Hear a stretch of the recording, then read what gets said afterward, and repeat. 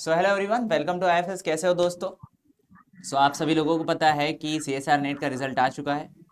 और इसी बीच मैं आपको बहुत सारे ऐसे स्टूडेंट से मिलवा रहा हूँ जिनका रिजल्ट बहुत ही बढ़िया है और उनकी स्ट्रेटेजी हम सुन रहे हैं, उनकी कहानी सुन रहे हैं, उनकी ज़ुबानी सुन रहे हैं। तो आज वापस से हम ऐसे ही कुछ ऐसे एस्पिरेंट से मिलते हैं और सुनते हैं उनकी ज़ुबानी, उनकी कहानी। मिलते हैं मुक्ति से। वेलकम मुक्ति, आपका हमारे इस यूट्यूब चैनल पर।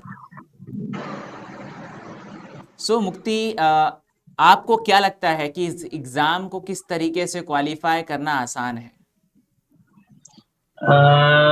The first thing is the strategy. Exam की तैयारी करने शुरू करने से पहले आपको एक क्लियर कट स्ट्रेटेजी बनाना पड़ेगा। तो एग्जाम के लिए प्रिपेयर होने से पहले आपको दिमाग से ये क्लियर होना है कि मेरे को जितने भी टॉपिक से फोकस करना है वहाँ पे इतना ऐसा ही प्रिपेयर करूंगा कि सारे के सारे क्वेश्चन ठीक से आ जाए। तो आपने क्या स्ट्रेटेजी बनाई थी फिर?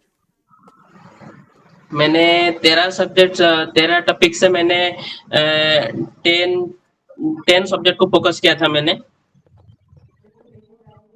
और क्या रहा था आपका एक क्राइटेरिया 10 सब्जेक्ट को पूरी तरीके से फोकस करने का? हेलो।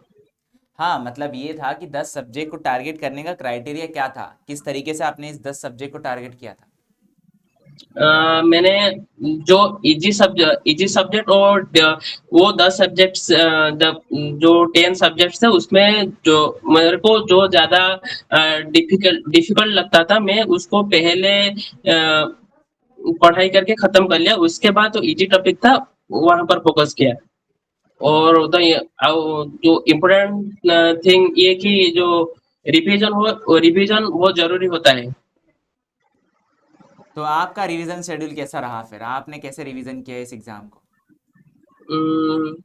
एग्जाम के एक महीने से पहले से ही मैंने रिवीजन शुरू कर दिया था। तो अ, जो इम्पोर्टेंट टॉपिक्स है biochemistry, molecular biology, cell biology, उसको मैं बार बार रिवीजन करने के लिए ट्राई किया। अच्छा मुक्ति, आपका रिजल्ट क्या रहा वैसे? मेरा इस साल जून में एलएस क्लियर हुआ है और रैंक 37 है। Okay okay. और आपको क्या लगता है आप जेआरएफ के लिए आपको क्या एफर्ट्स करना है? हाँ, मेरे को थोड़ा और फोकस करना होगा। डिटेल मोर डिटेलली पढ़ना होगा उस सब्जेक्ट को। और आप कैसे करोगे इसको आप? अ, जो पीवाईक्यू है, जो पीवाईक्यू और चलेगा चलेगा, ठीक है। आपकी आवाज़ आ रही है, हम सुन पा रहे हैं आपकी आवाज़ को। हाँ सर, पीवाईक्यू को मैंने बार बार प्रैक्टिस करने के लिए ट्राई कर रहा हूँ।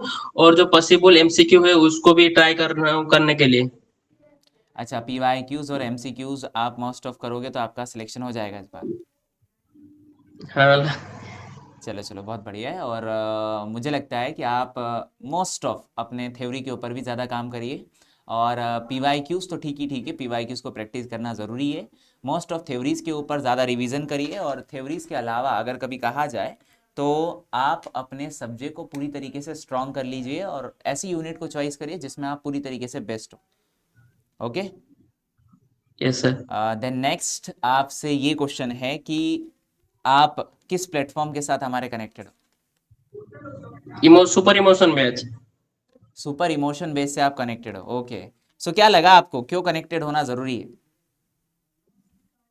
ये आइडिया मिल जाता है कि हमको क्या पढ़ना है और क्या स्किप करना है। ओके। एग्जाम में एग्जाम में कौन सा सब्जेक्ट की कौन सी पार्ट से ज्यादा क्वेश्चन आ रहा है, कौन सी टॉपिक मेरे को इजी लग रहा है आंसर करने में, कौन सी टॉपिक थोड़ा मुझे हार्ड लग रहा है। तो मैं उसको जान पाऊंगा। क्लास से मुझे ये ठीक लग रहा पता चल रहा है कि मेरे को कौन सा टॉपिक के ऊपर ज्यादा फोकस करना है। अच्छा अच्छा। वो आइडिया मिल जा रहा है क्लास से। ओके। तो बढ़िया है फिर तो। अब तो मतलब नेक्स्ट टाइम आपका जेआरएफ कंफर्म होगा ही होगा। आपके एलएस के लिए कॉन्ग्रेचुलेशन कि आपने बहुत मेहनत करी। और ओके। मोस्ट ऑफ आपका जेआरएफ अगली बार ज़रूर क्लियर होगा अगर आप इसी तरीके से कंसिस्टेंट रहे। अपने जैसे क्राइटेरिया आपने बनाया उसी क्राइटेरिया को अगर और ज़्यादा इम्प्रूव करते रहे तो होप्स हो कि आपका नेक्स्ट जेआरएफ ज़रूर होगा। Thank you. Thank you.